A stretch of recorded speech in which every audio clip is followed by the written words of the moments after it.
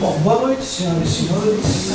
Mais uma vez é um privilégio poder estar aqui, procurando trazer um assunto bastante importante, que é o aborto e suas consequências. Então, o porquê não abortar? Só em olhar essa linda imagem dessa criança já nos dá um motivo de por que não abortar. Mas nós vamos ver que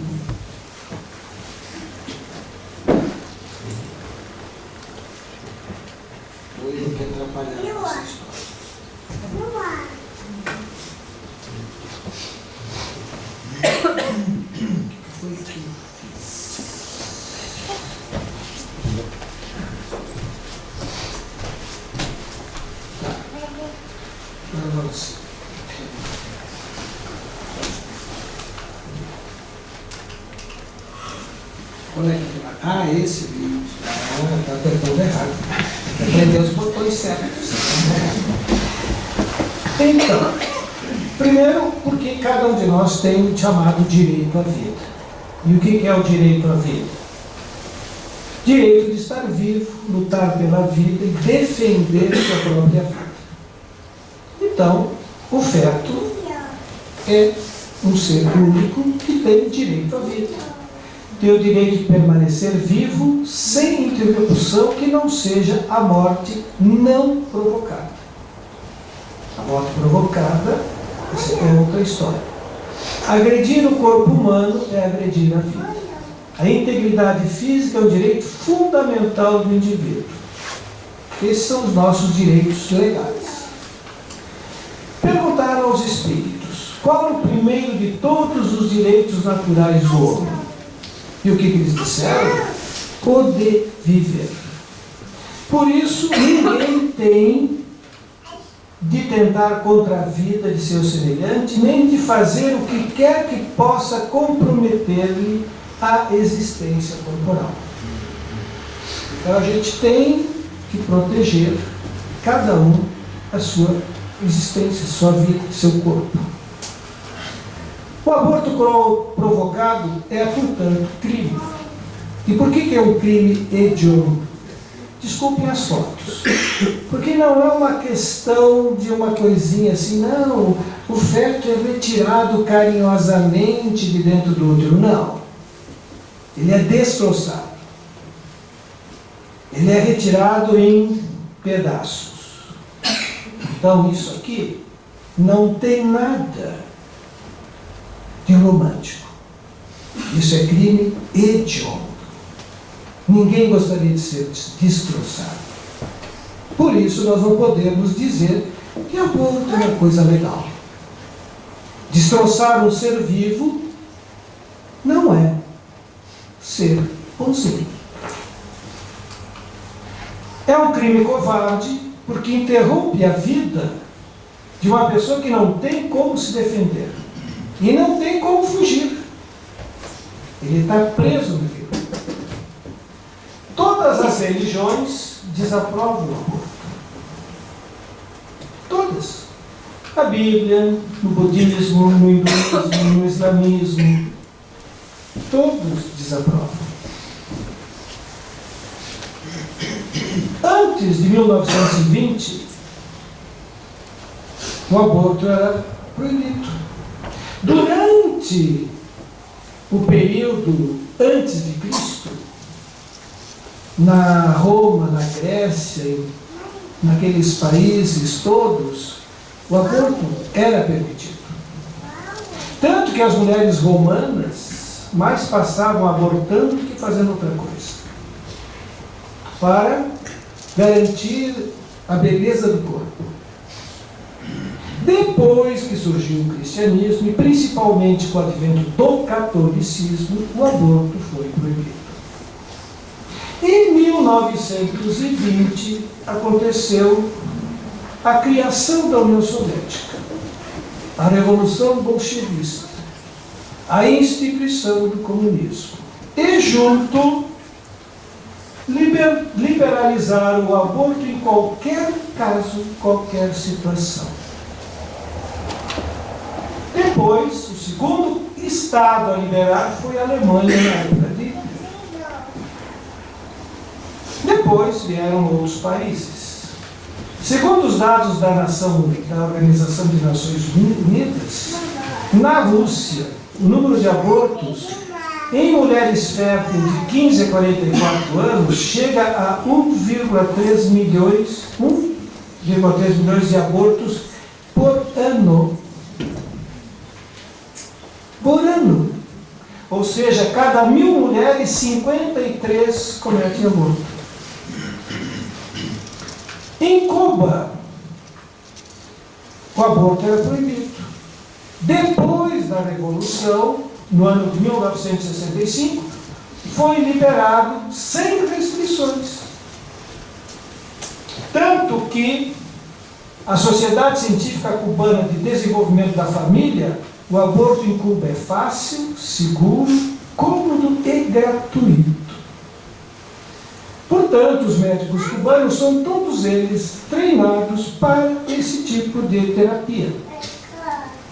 Nas faculdades de medicina do Brasil, nenhum médico é treinado e orientado à prática do aborto. Nenhum. Nenhuma faculdade no Brasil ensina técnicas ou métodos abortivos. Segundo Reuters, avaliando esses dados de Cuba, que eu achei bastante interessantes, 70% das mulheres cubanas abortaram uma ou duas vezes durante a adolescência. Essa moça, Yandra Garcia, em 8 anos, cometeu 9 abortos. Porque ela não sabia se cuidar. Os índices de natalidade em Cuba são muito baixos.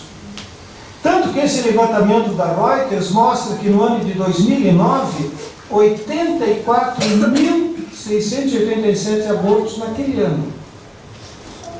E aí, naquele mesmo ano, e no ano de 2100, a Unicef anunciou que Cuba é o único país entre todos os da América Latina e do Caribe que havia erradicado a desnutrição infantil. Claro, não nasce criança. Não tem criança desnutrida porque elas não nascem. Elas são eliminadas antes de nascer. Especialistas consultados pela cadeia inglesa BBC sobre esses dados sugerem que as mulheres não conhecem os riscos desse procedimento para a sua saúde. E o pessoal fala como se o aborto é uma coisa simples, sem risco nenhum. Mas não é. No Brasil, em 2010, a ministra da Saúde, naquela época, falava que ocorriam 200.000 mulheres morriam por ano devido ao aborto. Bom, aí foi feito investigações.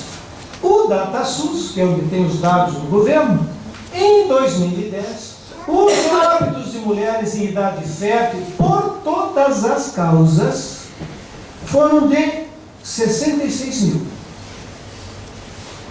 Devido à gravidez, parto ou aborto, 1.162. Devido somente ao aborto, 83. Onde é que estão as 199.917? Aí eles disseram que era o aborto clandestino. No Brasil acontecia mais de 1 milhão. Bem, e que nesse mais de 1 milhão morriam 200.000. Beleza? Muito bem. Aí você vai de novo à DataSUS e o que você observa? Onde é que estão enterradas essas mulheres? Onde é que estão esses atestados de óbitos? Não tem.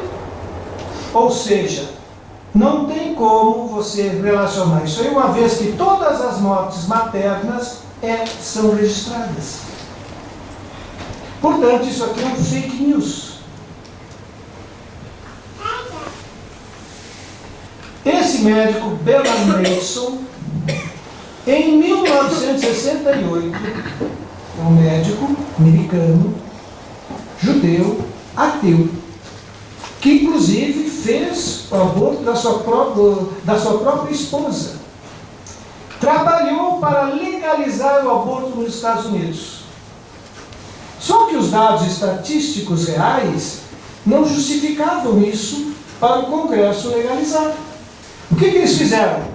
Falsificaram os dados estatísticos. Multiplicaram os números por 1000. Semelhante àqueles dados apresentados antes. No Brasil tem 200 mil mortes por aborto. Eram 83. Então você multiplica. Acrescenta zeros. O papel aceita. Ele criou uma clínica em Nova York e ele próprio fez mais de 60 mil abortos em Nova York. Ele. Depois, na década de 80, surgiu a ecografia. E no estado de Nova York, no hospital, agora me lembro, um grande hospital de Nova York, ligado a uma universidade, ele foi convidado a estudar e lecionar fetologia.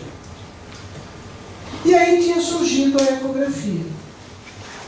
E ele resolveu fazer uma filmagem com a ecografia, as reações do feto durante o aborto. E essa filmagem está no YouTube. Grito silencioso. As reações do feto durante o ato do aborto. Ele, no momento que acompanhou isso, porque foi ele que viu, se tornou o maior ativista contra o aborto. Ele foi um dos maiores ativistas a favor. No momento que ele tomou consciência do crime que ele estava praticando, mudou.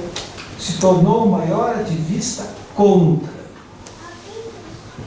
E no Brasil hoje, então, até o ano passado, estavam tentando legalizar o aborto indiscriminadamente. Exatamente por falta de conhecimentos. Por se deixar levar por ideias infundadas.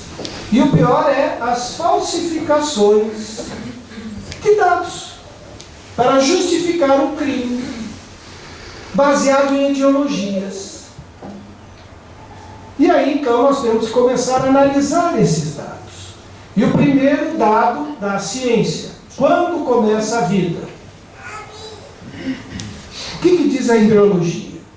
O que diz a biologia? O que diz a genética? A ciência garante que a vida começa com a fusão do espermatozoide e o óvulo, na chamada fecundação.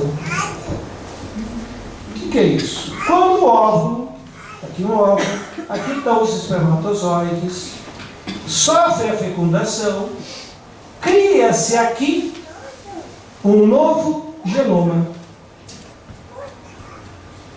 É uma composição genética totalmente diferente do pai e da mãe. É um genoma único. Cada um de nós aqui tem um genoma único. Nunca existiu outro genoma igual ao que cada um de nós tem. E não vai existir. Portanto, esse ser que está se formando agora não pertence nem ao pai, nem à mãe, porque ele tem uma genética só dele. E aí perguntaram então aos espíritos: em que momento a alma se une ao corpo? A união começa na concepção, mas só se completa por ocasião do nascimento. Desde o instante da concepção, o espírito, designado para habitar certo corpo, a este se liga por um laço fluídico. E quem é que determina essa genética aqui? O perispírito desse espírito vai agir como molde magnético que vai orientar a organização do material genético celular por meio do seu material genético espiritual. Portanto, isso tudo é determinado pelo espírito que vai nascer. A genética é comandada pelo Espírito que vai nascer. Cada um de nós comandou a sua genética, conforme as qualidades do nosso perispírito, conforme os defeitos e a nobreza, conforme as qualidades boas e as qualidades ruins de cada um de nós.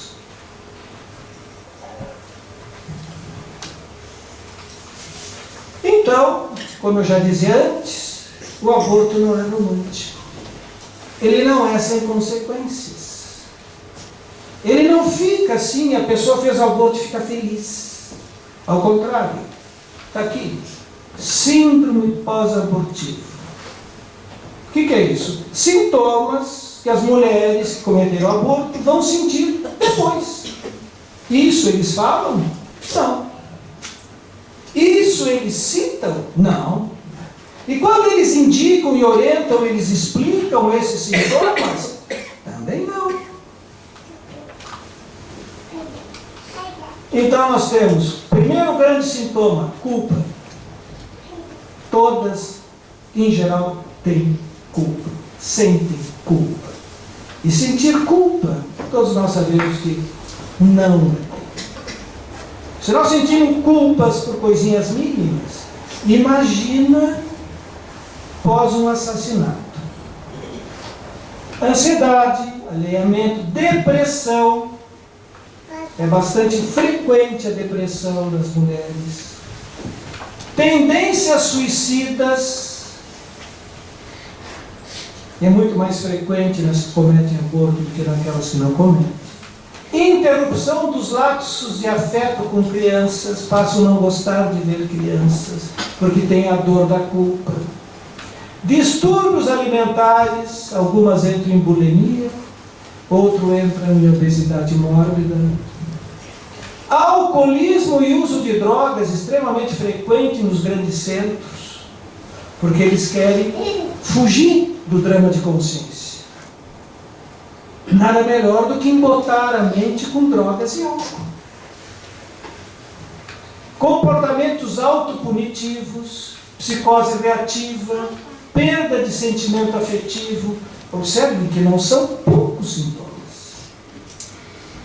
E são frequentes. Mas não é só isso. Tem também as consequências físicas, orgânicas. Muitas, às vezes, morrem após um aborto, principalmente clandestino, por hemorragia, perfuração uterina, infecções graves com peritonites. Há situações em que são submetidos a cirurgia de emergência, tendo que se fazer esterectomia total, devido às lesões uterinas pela técnica inadequada usada. Esterilidade devido a sinéquias, cicatrizes que se desenvolvem dentro do útero, depois não conseguem mais engravidar. Câncer, nessa existência, e se não for nessa, vai ser para a próxima. Para a próxima? Por quê? Porque esse ato criminoso gerou no perispírito dessa pessoa um desequilíbrio grave. Esse desequilíbrio grave vai organizar o próximo corpo da próxima existência com essas tendências. Por isso que aparece tanto câncer de mama, tanto câncer ginecológico, tanto câncer de cólon, tanto câncer urinário. Consequência, abortos das vidas anteriores. Alterações genéticas que favorecem esse tipo de catarse devido às atitudes impensadas do passado. Depressões, psicoses e suicídios. Essas três situações, em geral, estão associadas às consequências espirituais. Portanto, não é só físico, não é só emocional, mas também existe esse detalhe. Aquele espírito que foi abortado não ficou feliz, não ficou contente, não está alegre. a grande maioria está raivoso. Não as perdoam e buscam a vingança. Se tornam obsessores de todos os envolvidos. Não só da mulher, mas do médico, da enfermeira, das pessoas que falaram a favor, dos pais que encaminharam para o aborto e assim por diante. E eles vão fazer induzir a esse tipo de sintoma: pesadelos, medos, ouvir vozes, impressão que tem alguém atrás de você, desejo de morrer, alucinações, convulsões, etc. Porque o que eles querem na realidade é que o indivíduo vá para o suicídio, a fim de se vingar do ato que sofreu. A Roseli Costa, nessa revista Caderno de Saúde Pública, ela fez uma pesquisa em São Paulo e publicou A Decisão de Abortar, Processos e Sentimentos Envolvidos, para mostrar que não é uma coisa sem consequência, que tem consequências. Então, numa universidade paulista, pegou 7.359 funcionárias e 2.231 alunas. E fez um questionário que foi respondido por causa, uma delas, se elas tivessem tido alguma vez desejo ou fizeram aborto. Dessas aí, 465 pessoas, uma vez ou mais, pensaram em fazer aborto ou fizeram aborto. Os resultados mostram que a realização do aborto é uma experiência que traz consequências físicas e emocionais ruins para as mulheres e que a decisão de fazê-lo não é inconsequente. Em resumo, como se sentiram depois de ter feito o aborto?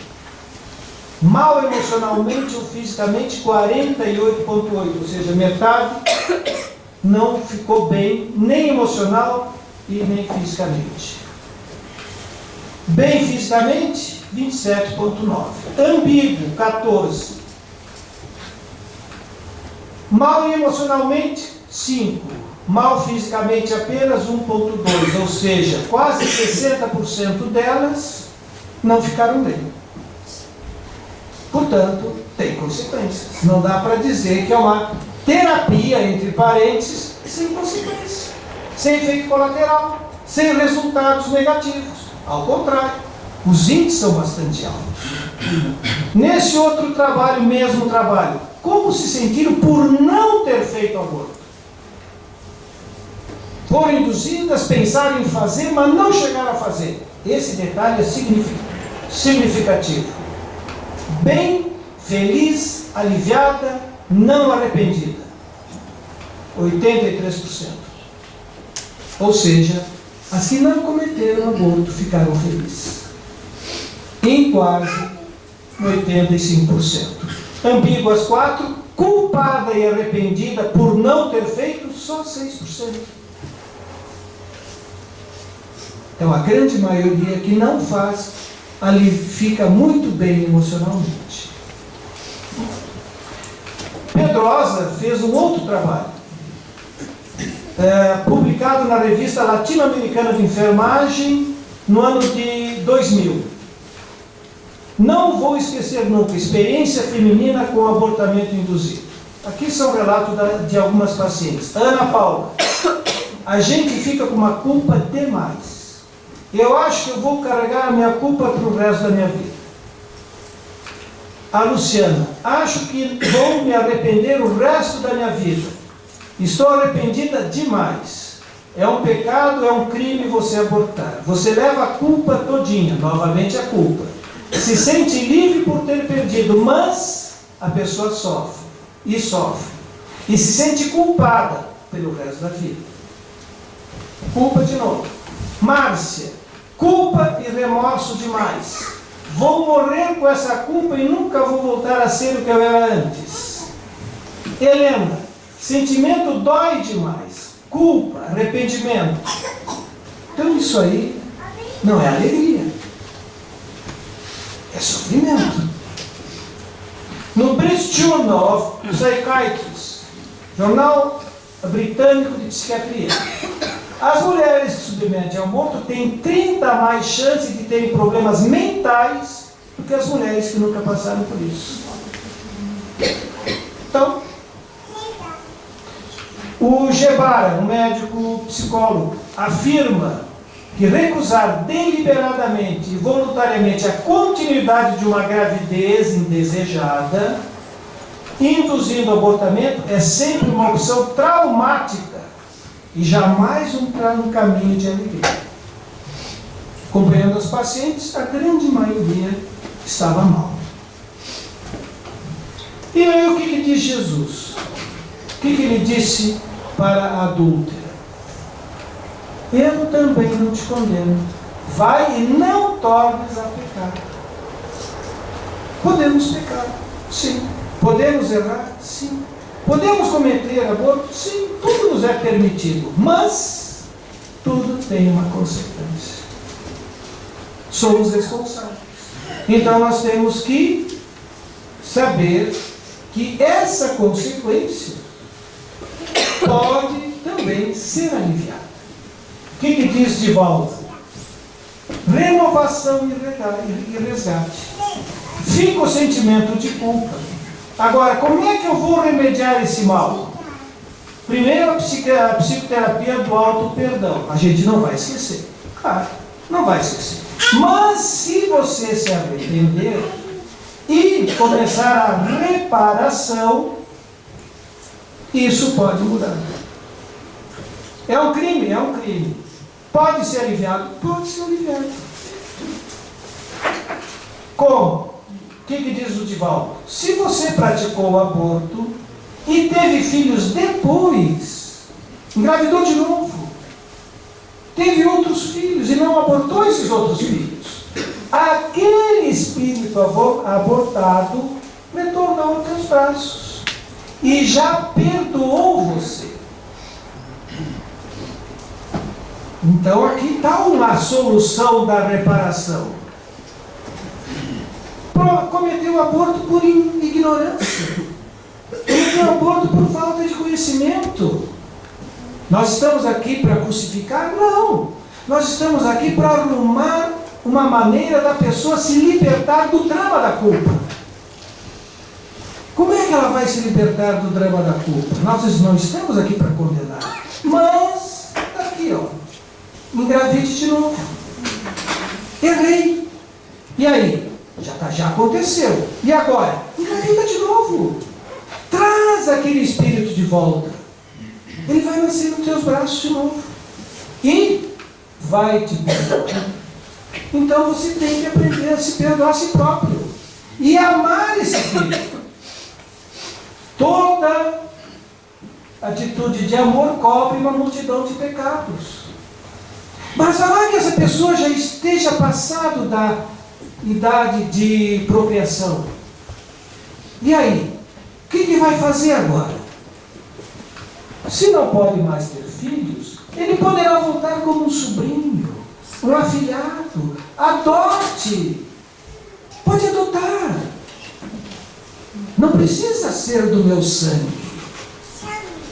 Pode adotar. Esse adotado poderá ser aquele filho que foi abortado. Adote afetivamente uma criança, torne-se benfeitora. Se a família dessa criança está passando dificuldade, auxilie essa família em homenagem à criança que não nasceu. Faça o bem. Se ampare quem está sofrendo. Ajude de alguma forma teus irmãos de humanidade. Esse é o caminho da reparação. Todos os nossos erros podem ser reparados. Todos podem ser aliviados. Por isso que a doutrina espírita é consoladora. Não vamos no inferno por causa disso. Podemos criar um novo céu. Mudando as nossas atitudes. Mudando as nossas ideias, mudando os nossos comportamentos e nos dedicando aos outros. Amando os outros. Independente de quem seja. Somos todos originados de um mesmo Pai, que é Deus, que criou a todos e nos dá sempre novas chances. A Madre Teresa diz o seguinte: o maior destruidor do amor e da paz é o aborto, que é a guerra contra as crianças. A mãe que não aprende a amar, mas mata para resolver seus próprios problemas.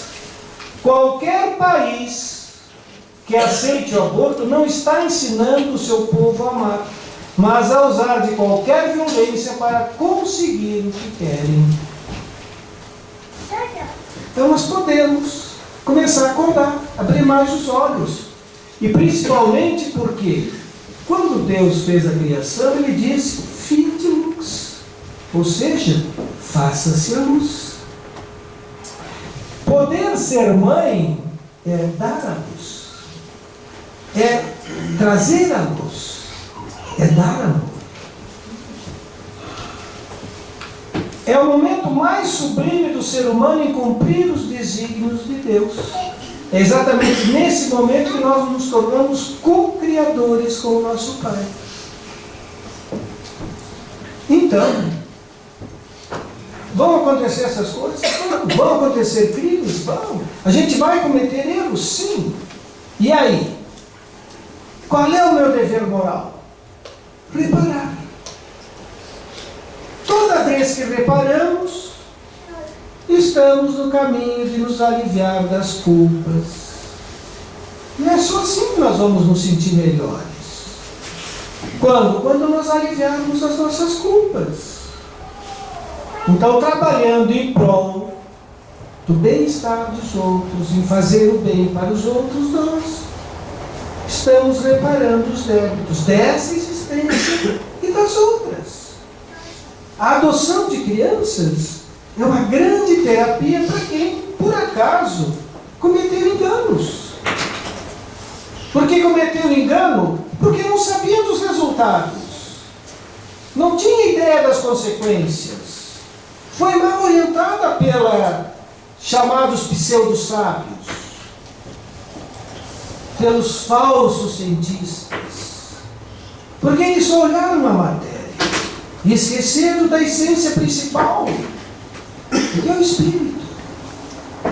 E não foram pesquisar mais que isso, porque as suas ideologias não permitem. Porque se fossem pesquisar, teriam mudado de ideia. Então, essa, como dizem, é a nossa melhor encarnação. Porque agora nós temos condições de saber. E sabendo, a gente pode começar a ser diferente. É aquilo que o Chico Xavier dizia. É um momento para um novo recomeço, a fim de criarmos um novo fim. O futuro não está definido. Cada um de nós está definindo o seu futuro no dia a dia. Por isso que cada dia é um novo dia para começar a ser diferente. Eu gosto muito da parábola da plantação. A plantação é livre, mas a colheita é inexorável. Mas a plantação a gente não faz uma vez só. A gente planta todos os dias. Cada dia é um dia de uma nova plantação, que vai gerar uma outra colheita, dependendo do que se planta. Então o que nós temos que fazer? Saber quais serão as consequências, a fim de quê? Escolhermos o que iremos plantar de agora em diante. E isso vai nos consolar. Isso vai aliviar as nossas culpas. Isso vai nos ajudar a nos harmonizarmos, a nos reconciliarmos. Só nós vamos entender que é muito melhor nós perdoarmos os outros e nos reconciliarmos do que ficar alimentando as plantações erradas, da raiva, da mágoa, do rancor e assim por diante. E quem é que tem que fazer isso? É o próprio indivíduo. Então essa é a nossa melhor encarnação. Porque as outras já aconteceram. As nossas encarnações anteriores, nós fizemos um monte de bobagens.